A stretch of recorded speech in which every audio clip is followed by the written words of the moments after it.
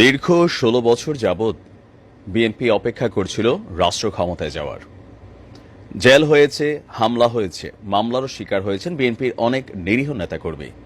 অনেকে প্রবাসে আশ্রয় নিয়েছেন খোদ দলটির যিনি প্রধান আছেন তারেক রহমান। আওয়ামী লীগ সরকার পতনের পর সকলেই ভাবছিল যে এবার নিশ্চয় বিএনপির রাষ্ট্র ক্ষমতায় যাওয়ার পথটা সুগম হয়ে গেছে, আর এরপরই ঘটছে একের পর এক বাধা বিপত্তি। আজকে যে ভিডিওটা ভাইরাল হয়েছে, আপনারা স্ক্রিনের এক অংশে যে ভিডিওটি দেখছেন, এই ভিডিওটি ভাইরাল হবার পর গত এক মাসে বিএনপির ইমেজ যতটুকু নষ্ট না হয়েছে, আজকে এই একটা ভিডিও আপনি যদি জাস্ট কমেন্ট সেকশনগুলো দেখেন, দল মত নির্বিশেষে সেখানে মানুষ থুথু মারছে এই নেতার গায়ে। বরগুনায় আপনার একজন মুক্তিযোদ্ধাকে লাঞ্ছিত করেছে জেলা বিএনপির সাবেক সভাপতি ফারুক হোসেন মোল্লার ছেলে শাওন মোল্লা। আর আব্দুর রশিদ, আপনার যেই ব্যক্তি লাঞ্ছিত হয়েছেন, এই মুরব্বী, তিনি আপনার ডিসি অফিসে ঢুকতে চাইলে ভুয়া মুক্তিযোদ্ধা, ডাকাত, দখলবাজের অভিযোগ আনে। তারপর শাওন মোল্লা তাকে প্রকাশ্যে ক্যামেরার সামনে তাকে লাঞ্ছিত করে। এখন এই ভিডিওটা আসলে কি বার্তা দিচ্ছে? এই ভিডিও দেখে অনেকে বলছেন না এটা তো ঠিকই আছে। তো এটা যদি ঠিক থাকে তাহলে ছাত্রলীগের দোষ করছে কি এতদিন?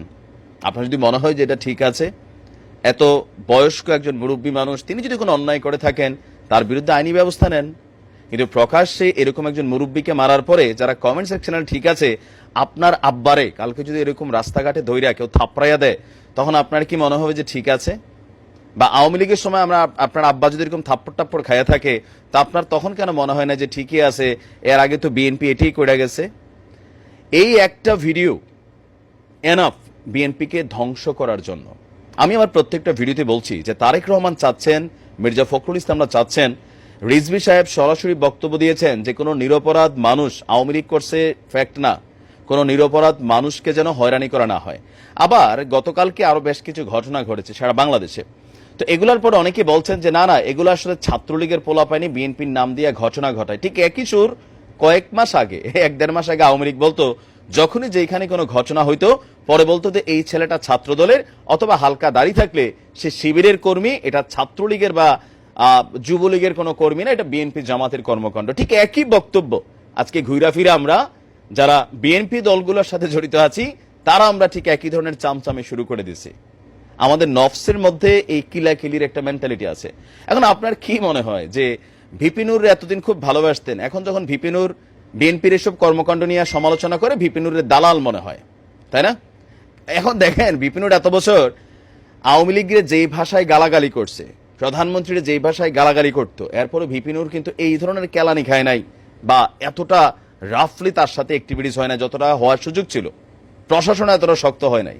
তাহলে আজকের দিনে এই মুরব্বী একটা ইয়াং ছেলে টু ইয়াং ছেলে হইতে পারে, সেটা আমি মাইনা নেই, অনেক জায়গায় হয়, কিন্তু বাবার বয়সী একজন বৃদ্ধ, তার গায়ে প্রকাশ্যে এইভাবে হাত তোলা বিএনপির আগামী দিনের ক্ষমতায় যাওয়ার যে স্বপ্ন, সেটাকে ধূলিসাৎ করে দিবে। আর এটার অ্যাডভান্টেজটা কারা পাচ্ছে? জামায়াত ইসলাম পাচ্ছে। বরাবরই ভেতরে কি জানি না, বাট আউটে জামায়াতের নেতাকর্মীরা যে ভদ্রতা দেখাচ্ছে, সেই ভদ্রতা আগামী 2-2.5 বছর ইউনূস সরকার ক্ষমতায় থাকলে এই ধরনের নেতাকর্মীরা বিএনপিকে উচ্ছন্নে নিয়ে যাবে। নিশ্চিত থাকেন বিএনপির ক্ষমতায় যাওয়ার পথ বন্ধ হয়ে যাবে। কারণ এখন গণমাধ্যমে প্রতিদিন এগুলাই আসবে যে বিএনপির কোথায় কোন নেতা, যুবদলের, ছাত্রদলের কোথায় কোন নেতা কি করছে না করছে, এগুলোই তো আসবে। এতদিন আসছে আওয়ামী লীগের, আপনার দেখে খারাপ লাগছে, আমরাও প্রতিবাদ করছি। এখন যখন বিএনপির গুলা নিয়ে আমরা প্রতিবাদ করি, এত বছর কোথায় ছিলেন আফসোস লীগ, দেখেন এগুলা আসলে পরিবর্তনের কোনো কিছুই না। তো এই কারণে সবাই বলে যেই লাউ সেই কদু। তবে তারেক রহমান সাহেবের উদ্দেশ্যে আমাদের কিছু বক্তব্য, আমি জানি না আমাদের বক্তব্য তিনি শোনেন কিনা।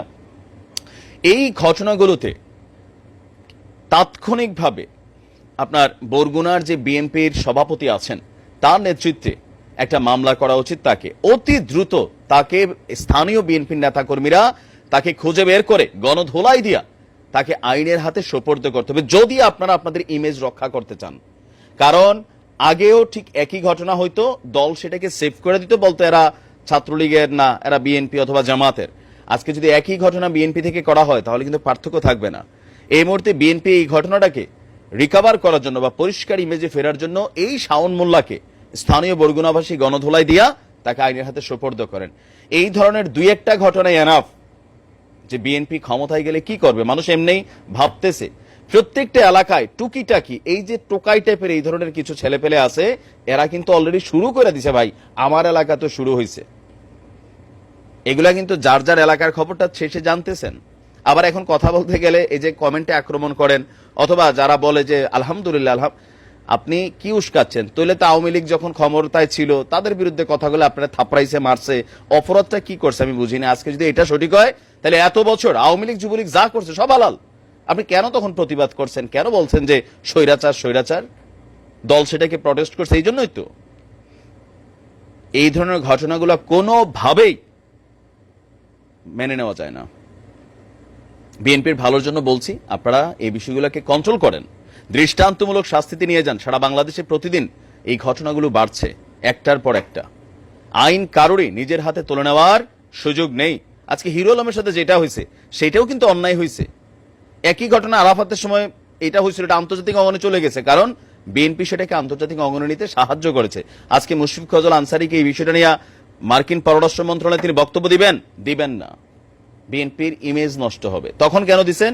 আওয়ামী লীগের ইমেজ নষ্ট করতে। এগুলাই হচ্ছে সমস্যা আমাদের। যদি কোনো ব্যক্তি অন্যায় করে থাকে, অপরাধ করে থাকে, বিএনপি কি ক্ষমতায় আসছে, আর যদি ক্ষমতায় আসেও, তাহলে কি আপনি এইভাবে প্রকাশ্যে পিটাবেন?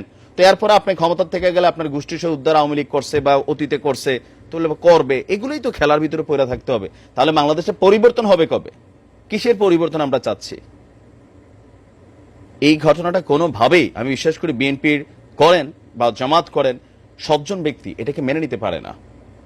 তীব্র নিন্দা জানাচ্ছি, অতি অনতিবিলম্বে তাকে গ্রেপ্তারের আহ্বান জানাচ্ছি। এই তিনি মুক্তিযোদ্ধা হন, ভুয়া হন, বাটপার হন, চিটার হন, যাই হন, বাবার বয়সে একজন মানুষের গায়ে এভাবে হাত তোলাটাকে আমরা এনকারেজ করতে পারি না।